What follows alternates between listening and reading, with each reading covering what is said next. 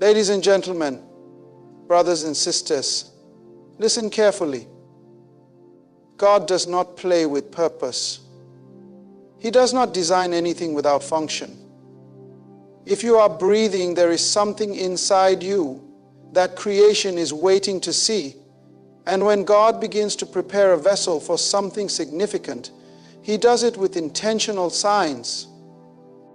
Today I want to share with you 7 signs, not from emotion, not from guesswork, but from the principles of the kingdom that reveal when God is preparing you for something big.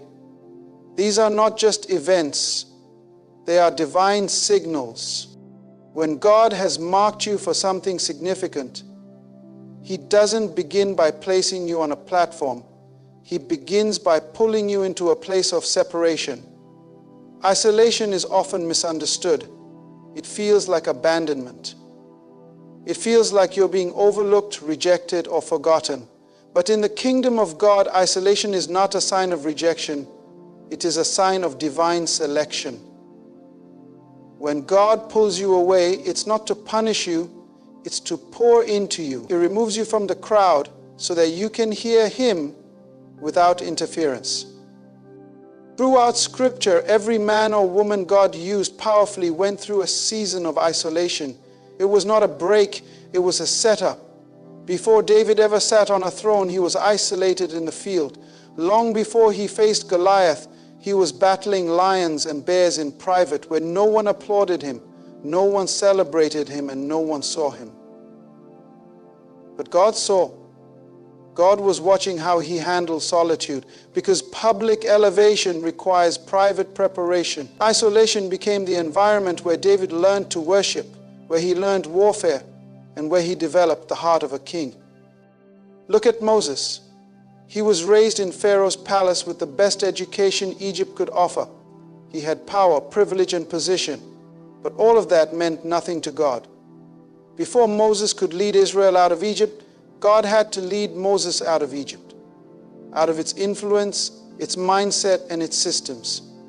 So where did God take him? Into the wilderness for 40 years. That was no accident. That was a divine appointment. God was detoxing Moses from a culture that had shaped him, but could not sustain his calling. The isolation wasn't a delay. It was design. It wasn't to break Moses, it was to build him into a deliverer. And then there is Joseph, chosen by God through prophetic dreams, favored by his father, but thrown into a pit by his own brothers. From the pit to Potiphar's house, from false accusation to prison, every stage seemed like a downward spiral. But Joseph wasn't going down, he was going deep. God was not burying him, he was planting him. Because something planted has the potential to grow beyond its current condition. Every place Joseph entered was a place of isolation. God was stripping him of dependence on family, reputation, and comfort, so that when he stood before Pharaoh, he stood as a man processed, purified, and positioned by heaven. Even Jesus himself was not exempt from isolation. Before he performed his first miracle, before he preached his first sermon, the Spirit led him into the wilderness. Not the devil, not a mistake, the Spirit. Why? Because public ministry without private intimacy leads to burnout, ego, and error. The wilderness was not a punishment. It was the classroom of preparation. In that lonely place, Jesus fasted, prayed, and faced temptation, not for his sake, but for ours. He had to conquer in private what we would struggle with in public. His isolation secured our future. When God pulls you away from familiar places and people, He's not trying to make you lonely. He's trying to make you focused. Isolation is where distractions die and purpose begins to breathe. You can't discover your voice when everyone else is talking around you. You can't carry divine instruction while still depending on public approval. The crowd can comfort you, but it cannot prepare you. Only God can do that. And He does it in the quiet, in the hidden, in the unseen. That's why your phone stops ringing. That's why certain relationships start fading. That's why doors you didn't expect to close suddenly slam shut. God is silencing the noise because He's speaking something you need to hear. When He isolates you, He's not wasting your time. He's reclaiming your attention. You've been running on opinions, fueled by affirmation, driven by applause. But now, God says, come away. I need to show you who you are, without the stage, without the followers, without the filters. It's in isolation that identity is forged. When Jacob was left alone, he wrestled with God. Not when he was surrounded by people, but when he was by himself. And in that place, he didn't just wrestle, he got a name change. He walked in as Jacob and came out as Israel. God changed his future in the dark. Because sometimes God has to separate you so He can secure you. Sometimes He has to empty the room so He can fill your soul. And yes, it hurts. Isolation can feel like being forgotten. It can feel like everyone else is moving ahead while you're standing still. But remember this, movement is not always progress. You can run in circles and never arrive. God is not trying to rush you. He's trying to root you. Because what He's preparing you for requires depth, not just speed. You are not behind, you are hidden. There is a difference. Hidden things are protected. Hidden things are preserved. Diamonds are formed in the dark. Seeds grow in the soil. Babies are developed in the womb. All of these begin in isolation. Not because they're weak, but because they are precious. God hides what He values. He isolates what He's about to elevate. If you're in that season, don't despise it. Embrace it. Lean into it. Let the silence speak. Let the solitude teach. Because while people may not see what's happening in you, heaven knows. Heaven is watching. Heaven is investing. Heaven is preparing you for something beyond your imagination. When you begin to experience resistance that doesn't make sense, warfare that feels heavier than your current responsibilities, attacks that seem bigger than your platform, you are not under random assault. You are under prophetic pressure. Unusual resistance is often a signal that your assignment has expanded in the spirit before it manifests in the natural. Hell does not waste energy. His instinct is if the enemy is intensifying the warfare around you, it is because he sees something on you that you might not even see on yourself yet. The enemy doesn't attack the casual, he attacks the consequential.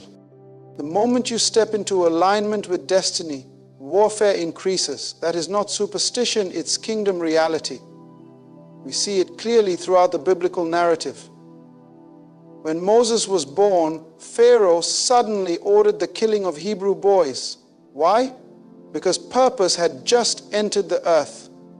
When Jesus was born, Herod initiated a mass genocide of infants. Why? Because heaven had deposited a savior into history. Every time God releases something into the earth, the enemy tries to abort it before it matures. So if you are experiencing warfare, stop asking, what did I do wrong? And start asking, what am I carrying? Unusual resistance means you are pregnant with something heavy. You don't face the same pressure when you're empty. Resistance is not proof of weakness, it is confirmation of weight. The higher the calling, the heavier the conflict. The more dangerous your purpose is to darkness, the more aggressive the attack will be. The enemy is not after your peace, he is after your potential. He is not threatened by your present, he is terrified of your future. He strikes early. He creates confusion, he sends discouragement, he manipulates your environment. Why? Because if he cannot destroy you, he will try to distract you. This is why you must discern the difference between normal life trials and spiritual warfare. Life happens to everyone. But when patterns of attack begin to surface, when relationships collapse, finances dry up, mental pressure escalates, and you're still walking in integrity, that's not coincidence. That's confrontation. You have entered a season of spiritual resistance. And that is good news, because resistance builds strength. No one grows without pressure. If everything around you is shaking, maybe God is building a new foundation under you, one that can carry the assignment you're about to step into. Consider the life of Job, a man who did nothing wrong, yet he lost everything. Why?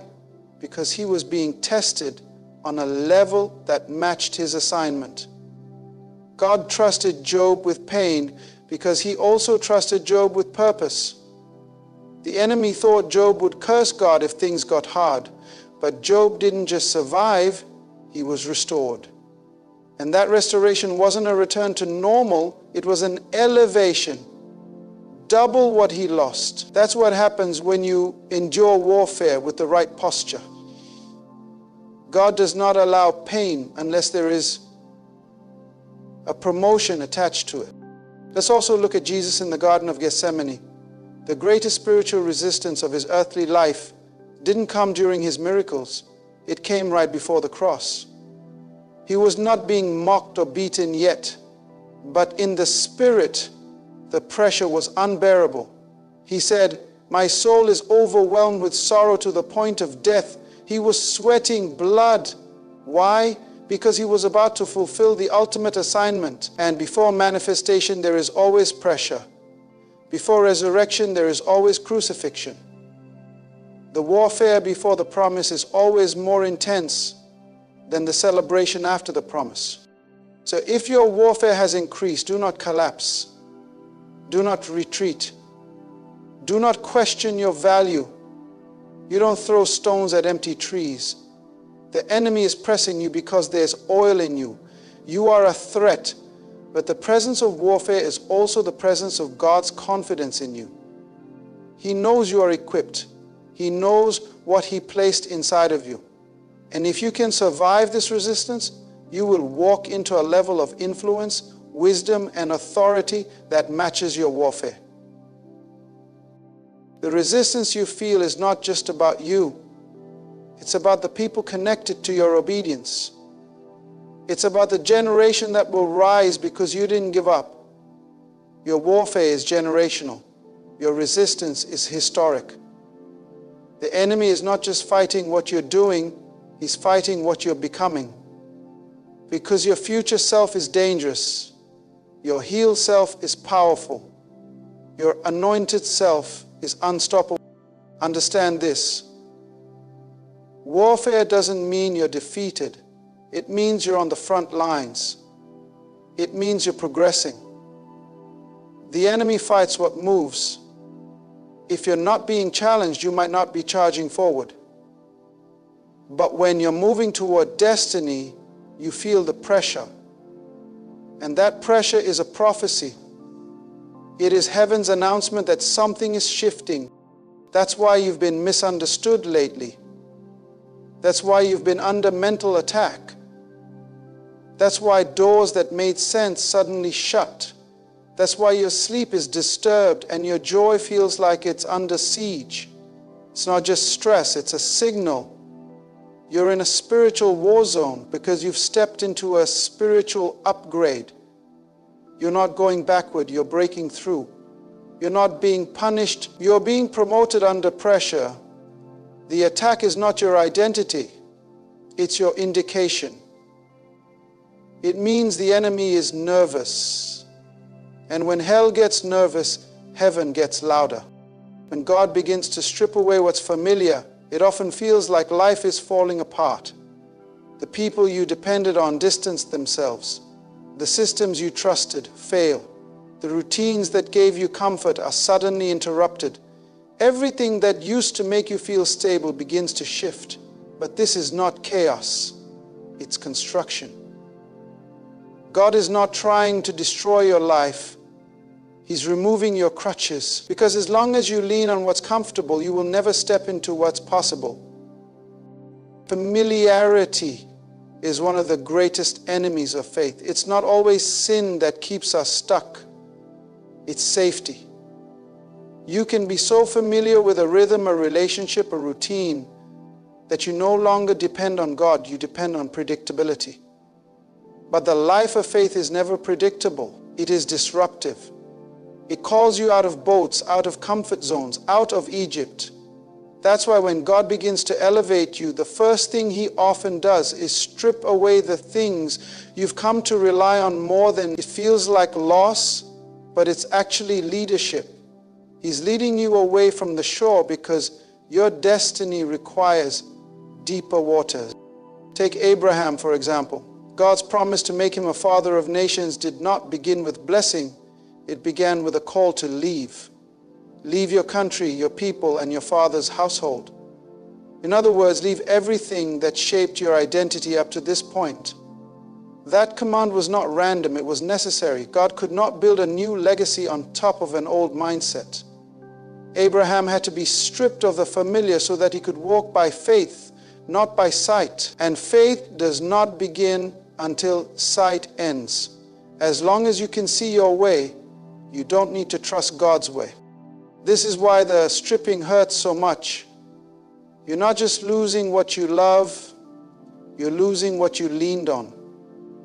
And God will allow certain supports to collapse so that you realize they were never the source. That job wasn't your provider. That friend wasn't your foundation. That title wasn't your identity. When those things fall, it's not God being cruel, it's God being clear. He's showing you that you don't need them to become who He called you to be. What you need is Him. Moses had to learn this in the wilderness. Raised in Pharaoh's palace, educated in Egyptian wisdom, he was trained in the best systems of the world. But when it came time for God to use him, He didn't use the palace, He used the desert. Moses had to be removed from the familiar structure of Pharaoh's court and led into the barren wilderness, not for a weekend, but for 40 years. That was not wasted time. That was pruning. God was stripping him of everything Egyptian so He could instill in him everything kingdom. And when God finally called him to go back and deliver His people, Moses had no status, no army, no influence, only a staff and a word from God. Because when God is all you have, you realize He's all you need. Sometimes the stripping shows up as delay. You were expecting promotion and instead came silence.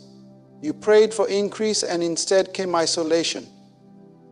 But what looks like delay is often divine preparation. God strips you before He sends you. Because if you're still attached to the familiar, you'll try to recreate old comforts in new seasons. You'll try to bring Egypt into the promised land. And God will not let you carry yesterday's baggage into tomorrow's breakthrough. You must let go. Even Jesus demonstrated this principle. Though He was the Son of God, He did not begin His public ministry until He stripped Himself of glory and took on human form. Then, before stepping into miracles, He was led by the Spirit into the wilderness. There was no crowd there, no stage, no support system, just Him, the enemy, and the Word. It was there, in that stripped-down state, that Jesus defeated temptation and emerged ready to walk in authority. You don't need all the things you think you need. You just need what God gives you in the wilderness. This is why some of your relationships are shifting. Why doors you expected to open have stayed shut. Why people who once celebrated you are now silent. It's not sabotage, it's strategy. God is weaning you off dependence. He's building a faith that doesn't need confirmation, a walk that doesn't need crutches, a strength that doesn't come from comfort but from confidence in His voice. Because where you're going, you can't rely on yesterday's support. You must learn to walk by faith.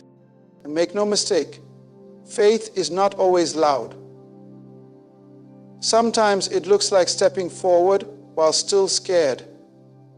Sometimes it looks like obeying when you don't have all the answers.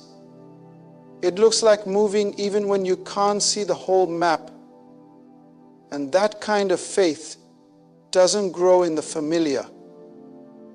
It grows in the unfamiliar, in the unknown, in the uncomfortable. So if everything around you is shifting, don't panic. You're not being abandoned, you're being transitioned. God is removing the scaffolding because the structure is strong enough to stand. He's not trying to make you weaker. He's making you wiser. He's teaching you how to trust, how to hear, how to walk without leaning on what's easy. Because faith doesn't need familiarity. Faith needs obedience. There comes a moment in your life when what once satisfied you no longer does. The things that used to excite you now feel empty. The routines that brought you comfort now feel confining. It's not depression. It's not confusion. It's divine discontent. God begins to stir something deep inside you, a restlessness that interrupts your normal.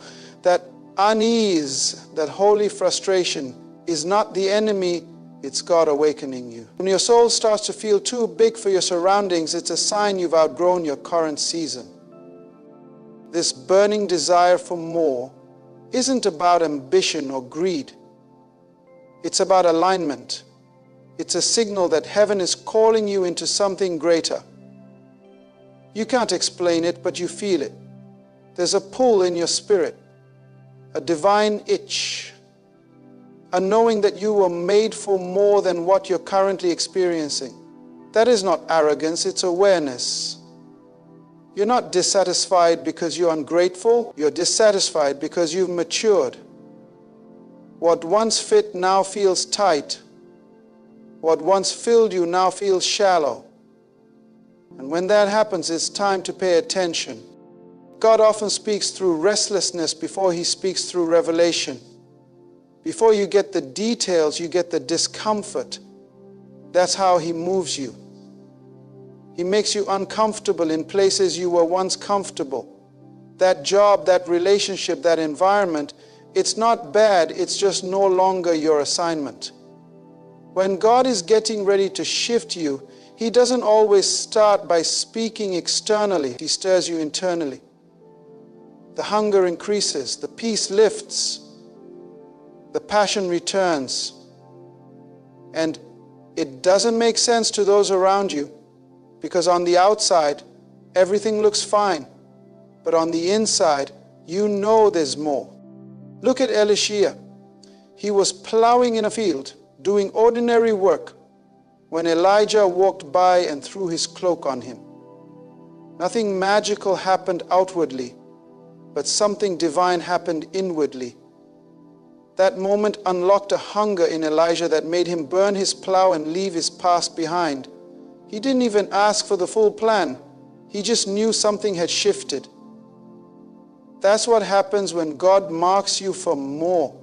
He interrupts your rhythm.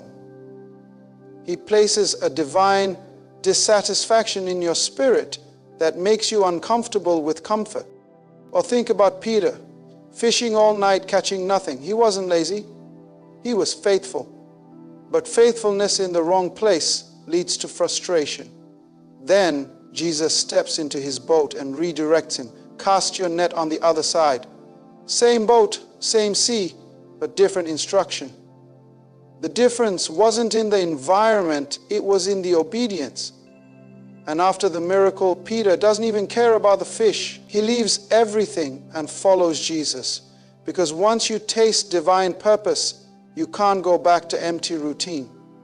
Once your spirit is awakened to calling, comfort will never satisfy you again. Even Abraham felt this. He had land, livestock, wealth.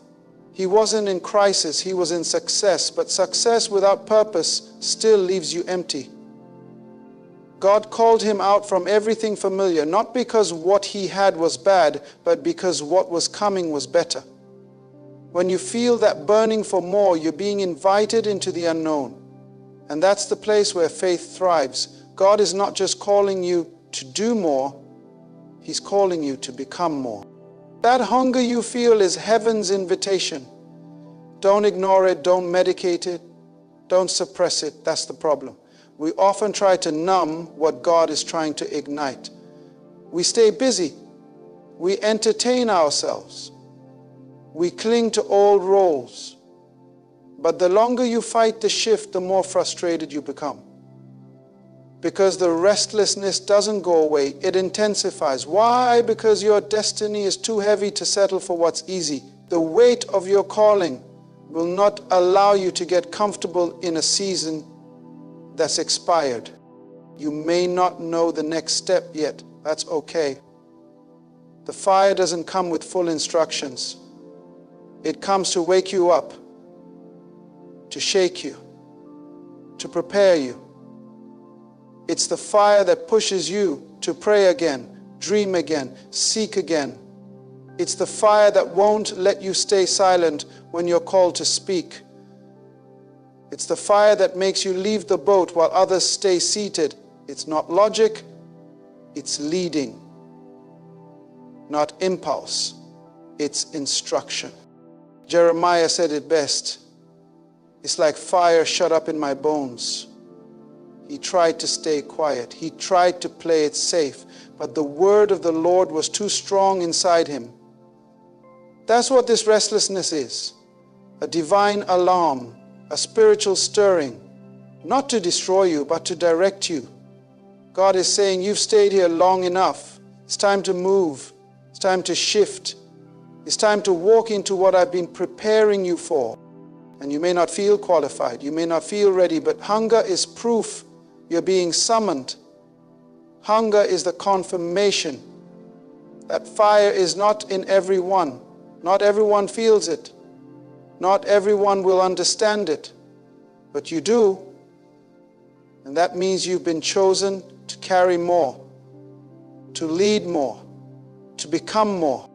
And everything in your life begins to be cut back. Opportunities dry up. Connections fade. Influence seems to shrink. It's easy to assume you're being punished. But what feels like rejection is often divine pruning. And pruning is not proof of God's absence. It's proof of his investment. God only prunes what he plans to promote.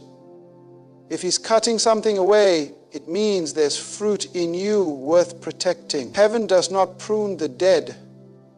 It prunes the living. This is where spiritual maturity begins to separate the called from the casual. Immaturity interprets every loss as failure. Maturity understands that cutting is not cruelty, it's cultivation. Jesus said, every branch that bears fruit, he prunes so that it will bear more fruit. Did you catch that? Not the fruitless, he prunes the fruitful. In other words, God starts trimming not when you're unproductive, but when you're producing. So if you're being cut back, it's not because you're unworthy, it's because you're ready. God will remove what's unnecessary so that what's essential can grow. The pruning doesn't just happen to your outer world, it happens in your inner world. He trims your mindset. He cuts back pride. He snips off old habits, limiting beliefs and wrong associations. Not because he's angry, but because he's aligning you with your next level. The more you carry, the more he cuts. Because too much weight in the wrong area can break your structure. And God won't let your gifting take you somewhere your character can't sustain. Sometimes we mistake pruning for abandonment. You start asking, God, why are they leaving me? Why did that door close? Why did that opportunity vanish just when I thought I was about to step into more? But what you call loss, God calls lightening. He's reducing your load so you can run. Some branches that once helped you are now hindering you. And the only reason it hurts is because you grew attached to what was temporary. But if you hold on to every branch, you won't have room for new fruit. God doesn't cut what's meant to stay. He cuts what can't go with you into your next season. Look at Joseph. He was thrown into a pit by his own brothers, sold into slavery, falsely accused, imprisoned, and yet none of those cuts were punishment. They were pruning. God was trimming him for a throne. Each cut was a step toward capacity. If Joseph had stayed favored in his father's house, he would have never developed the leadership necessary for Pharaoh's palace. The pit felt like punishment, but it was preparation. The prison felt like rejection, but it was redirection. And when the time came, Joseph didn't just save himself, he saved a nation. That's the power of pruning. Even Jesus was pruned. He didn't avoid pain. He embraced it. In the Garden of Gethsemane, he said, "Not my will, but yours be done." That surrender was a cut. It was the trimming of his human desire to avoid the cross in order to fulfill a greater purpose. And after the pruning came resurrection. After the suffering came glory. If Jesus had to be cut before he could be crowned, why would we think our journey would be any different? If we were clouded with your weakness and doubt, why would we think our journey would be any different? The problem is that we often ask God to grow us, then resist the method he uses to do it. Growth always comes with a blade. You can't have greater anointing without greater surrender. You can't ask for more fruit and then complain when the pruning shears show up. God loves you too much to let you stay where you are. He will disrupt your comfort to protect your calling. That's why some things are falling apart, not because you failed, but because you've been faithful, and now God is preparing you for more. But before he gives more, he makes room. He's simplifying you so he can strengthen you. He's shrinking your circle so he can sharpen your voice. He's quieting the noise so you can hear his instruction clearly. The cut is not random, it's surgical, it's precise, it's intentional. It's the hand of a master gardener shaping a life that will bear lasting fruit. So when you feel like things are being taken away, don't panic. Ask instead, God, what are you making room for? Because for every branch that's cut, there is a season of increase that's coming. You may not see it yet, but heaven never wastes a cut. Every snip is strategic. Every loss has a lesson. Every trimming has a timeline. And when the next season comes, you'll realize that the pain was not a prison. It was preparation. What you call the end was actually the clearing. Pruning hurts because it's personal. God doesn't prune crowds, he prunes individuals. And when he prunes, he gets close. This isn't a distant judgment. It's an intimate shaping. He's not cutting you down, he's cutting you back so you can rise again. Because the most fruitful trees are the ones that go through the most cutting. The barren ones look full, but they produce nothing. But the trees that are touched by the hand of the gardener, those are the ones that carry weight, legacy, and harvest. When doors begin to shut in your life without warning, opportunities vanish, relationships end, contracts fall through, and plans unravel. It's tempting to question everything. You start to wonder, did I miss God? Did I mess up? Am I being punished? But what if those closed doors aren't rejection but redirection? What if they're not obstacles but orchestration? When God is preparing you for something big, he will often start by shutting the doors you were never meant to walk through. Closed doors hurt because they interrupt what we assumed was certain. We plan, we pray, we prepare, and then suddenly access is denied. But you must understand this. Just because you were qualified doesn't mean you were called. Just because it made sense doesn't mean it was part of your destiny. God is not obligated to bless your preferences. He blesses his purpose. And when your preferences start pulling you off course, he'll shut the door, not to punish you, but to protect the path. The problem is we often fall in love with the wrong doors. We mistake temporary platforms for permanent places. We grow comfortable in positions that God only intended to be passing seasons. And when those doors close, our first instinct is to mourn. But faith must be mature enough to release what God has removed. If the door closed, it's because there's nothing behind it that can sustain your future. God does not withhold what you need. He only removes what will hinder. Consider Paul. He was a man of vision, driven by purpose, eager to preach the gospel everywhere. And yet in Acts 16, the Spirit of God forbade him from preaching in Asia. Then again, the door to Bithynia was shut.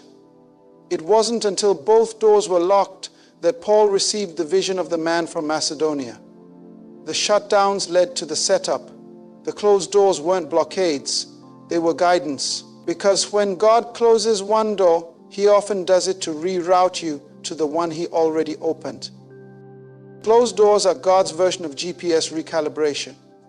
You may have had a clear route in mind, but when He sees what you cannot, He intervenes. That job that didn't work out, that relationship that ended suddenly, that opportunity that slipped through your hands, it may feel like loss, but it's heaven's way of steering you into alignment. You're not being denied, you're being redirected. Sometimes God will even allow success to stop so that you don't settle. You were thriving in one season and then all at once it's like the oil dried up. That's not coincidence. That's divine transition. Elijah had this moment at the brook of Cherith. God fed him there, sustained him there, but then the brook dried up. Not because Elijah sinned, but because the season shifted.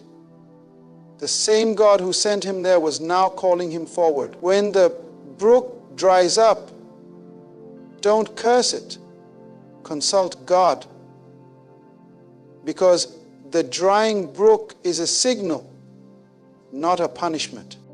You must be willing to walk away from doors that no longer open. Too many people stand at shut doors begging them to reopen, trying to force something God already finished. But when God closes a door, it's sealed for your safety. If you could see what was behind that door, if you could see the delay, the distraction, the derailment, you'd thank God for not letting you through. What you call frustration now, you'll call favor later. Hindsight will show you that the no was actually mercy in disguise. And here's what's powerful. Closed doors don't stop God's plan. They activate it.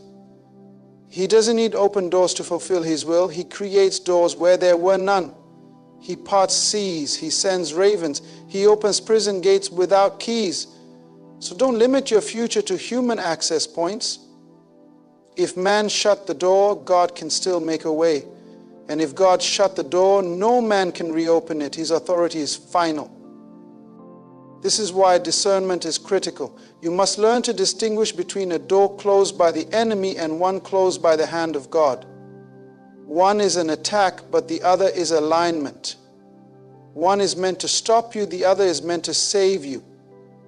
And here's how you'll know the difference. A door closed by the enemy leaves you in confusion and fear. A door closed by God leads you into clarity and peace, even if it hurts at first. God's closed doors often come with a stillness in your spirit that says, this doesn't make sense, but it feels right. So instead of banging on shut doors, ask God, where are you leading me now? Because while you're weeping over what didn't work, heaven is preparing what's next. Don't let disappointment blind you to direction. Don't allow temporary denial to make you forget permanent destiny. The closed door is not the end of your story. It's the turning of the page. And when the new door opens, you'll see why the old one had to shut. You'll understand that every rejection was a redirection. Every delay was protection.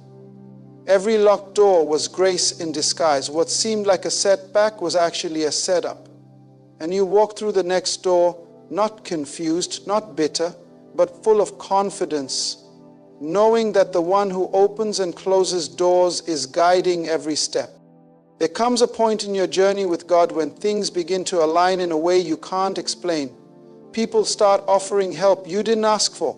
Opportunities show up that you didn't qualify for. Doors swing open that were never on your radar. And when you try to understand it in natural terms, nothing adds up. That's not coincidence. That's not luck. That's favor. And when favor starts to flow, it's a sure sign that heaven has marked you for something significant. Favor is not the result of manipulation or striving. It's not the outcome of networking or strategy. Favor is the fingerprint of God on your life. It means that God is accelerating what you could never accomplish on your own. You couldn't plan it. You couldn't manufacture it. It's not something you earned. It's something you received. And when favor begins to show up, it's often preceded by seasons of delay, rejection, and resistance. That's how God works. He lets the pressure build, the odds stack up, the critics circle. So when favor hits your life, there's no confusion about who did it. You see, man can recognize gifting, but only God releases favor. People can support you, but only heaven can spotlight you. There are moments in life when you walk into rooms you weren't invited to, stand on platforms you didn't campaign for, and receive blessings you didn't even pray for. That's how favor moves. It bypasses protocol. It overrides systems. It breaks through hierarchies. Because when heaven opens, no man, no demon, no gatekeeper can stop what's coming. Favor doesn't ask for permission. It announces divine appointment. Look at Esther. She was a nobody, a foreigner, an orphan, chosen by God for royal assignment. And when her moment came, she didn't win the king's heart because of charm. She was clothed in favor. The scripture says she obtained grace and favor in his sight more than all the virgins. What was that? Divine distinction. The hand of God creating supernatural preference. Favor selected her before her voice was even heard. And that same favor positioned her not just for a crown, but for a calling to deliver her people. Joseph experienced this as well. From pit to palace, his journey was marked by favor. Even in the prison, the warden gave him authority. Even in Egypt, a foreign land, Pharaoh gave him the keys to the kingdom. How? Because God's favor doesn't need familiarity to function. Favor speaks a language that transcends race, rank, and rules. When God says it's your time, He doesn't check the environment. He shifts the environment. But here's the catch. Favor will confuse people because it doesn't make sense. You'll be blessed while others think you should still be broken. You rise while others are still trying to recover from what hit you. And they'll say, how did you get here? But you'll know the truth.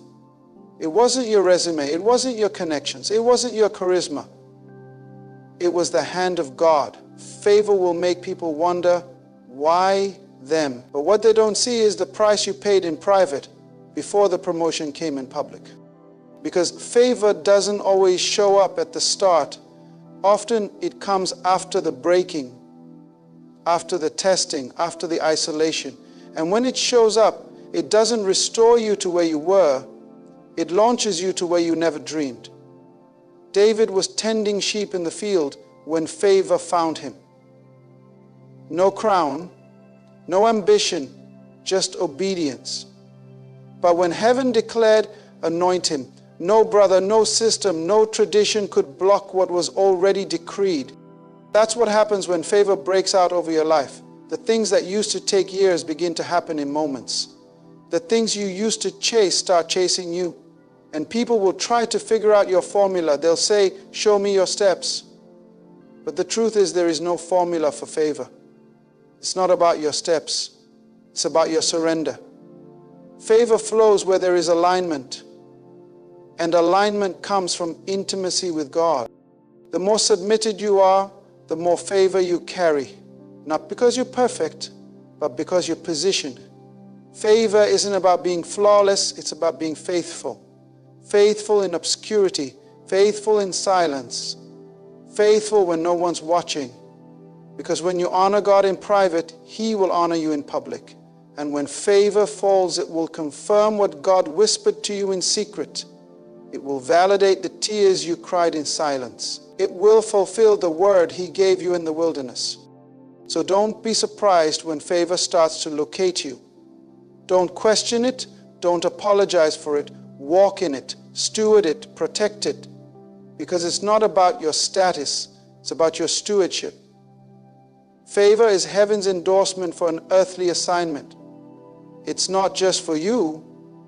It's for the impact God intends to make through you.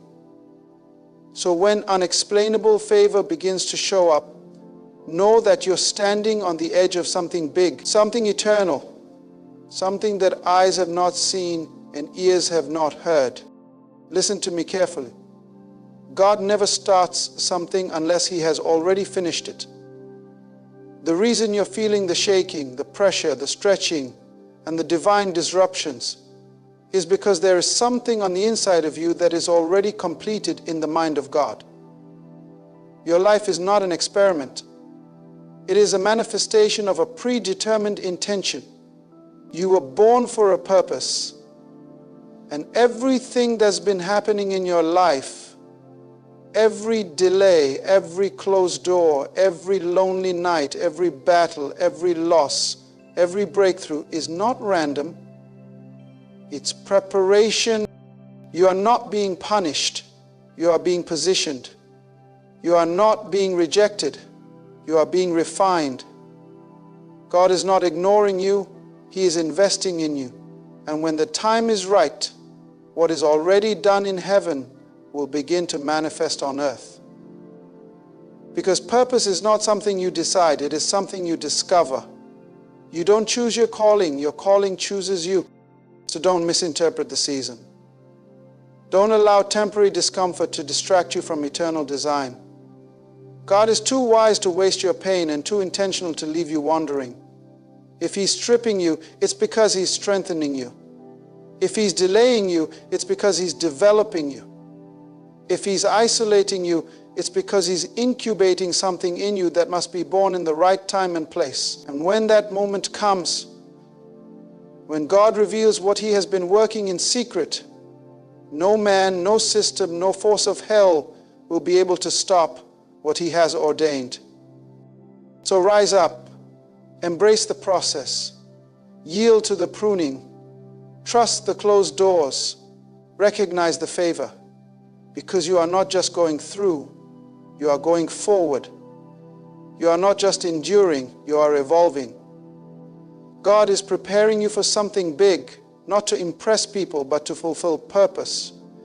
You are a solution wrapped in skin, a vision clothed in flesh, a destiny waiting to be deployed, and your time is coming.